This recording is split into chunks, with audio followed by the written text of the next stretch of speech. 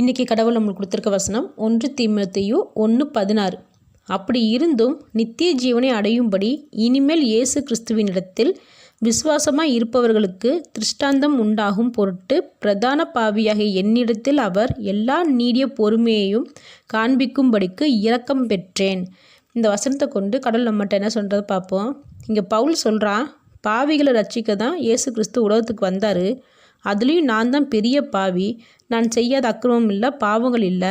அப்படிப்பட்ட என்னையவே தேவன் தேர்ந்தெடுத்து திருத்தி தேவனிடத்தில் விசுவாசமாக இருக்கிறவங்களுக்கு என்னைய ஒரு உதாரணமாக காண்பிச்சு என் மேலே இறக்கப்பட்டு இந்த பாவியை திருந்துற வரைக்கும் ஒரு வாய்ப்பு கொடுத்து நீடிய பொறுமையோடு எனக்காக காத்திருந்து நான் நித்திய ஜீவனை அடையும்படி தேவன் என்னோடு இருந்தார்.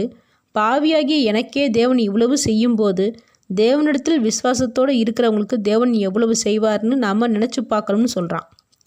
அதே போல் பாவம் செஞ்சிட்டோமே, தேவன் நம்ம கூட இருக்க மாட்டாரோன்னு நினச்சி கவலைப்பட வேண்டாம்.